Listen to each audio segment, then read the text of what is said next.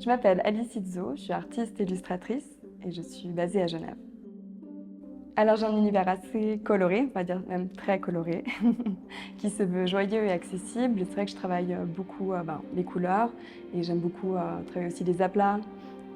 J'ai toujours essayé de faire des compositions assez simples mais fortes et c'est vrai que la palette de couleurs a une grande importance pour moi.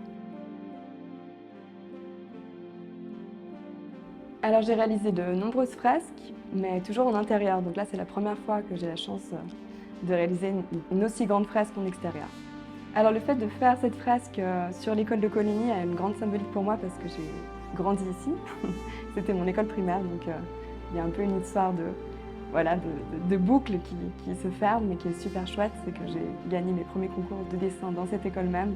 Donc il y a vraiment une valeur symbolique forte de pouvoir aujourd'hui peindre sur ces murs.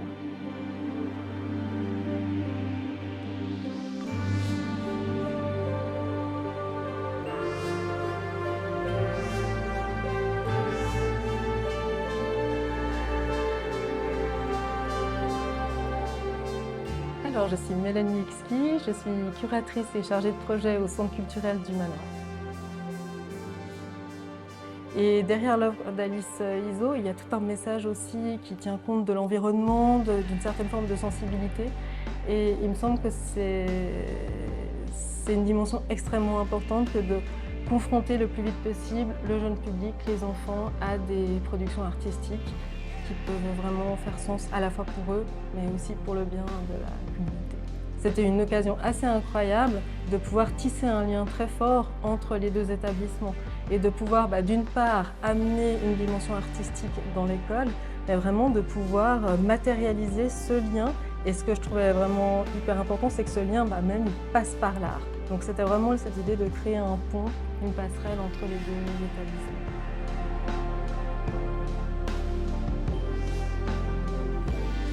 Alors, quand on m'a parlé de la thématique qui était autour de l'eau, ça m'a tout de suite,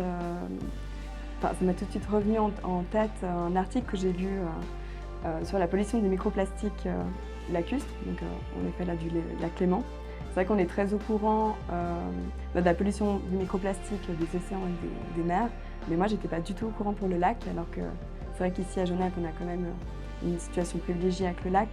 Et j'ignorais totalement ce fait-là. Donc après cette lecture d'article et qu'on m'a parlé de cette thématique, c'était pour moi évident de devoir traiter en fait, d'avoir aussi cette mission de transmission à travers un dessin qui je pense est un bon moyen, un bon vecteur aussi de transmettre un message. Et donc j'ai tout de suite voulu me concentrer sur cette thématique.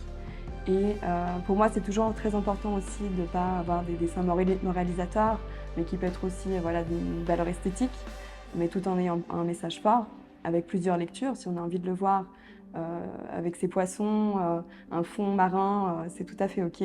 Mais on peut avoir aussi une autre lecture. Puis l'idée ici, avec ces fonds, ces formes de couleurs à l'arrière de ces poissons, pour moi, c'était vraiment représenter, on va dire, l'invisible, c'est-à-dire ce microplastique qui là prend une place plutôt prépondérante sur le dessin.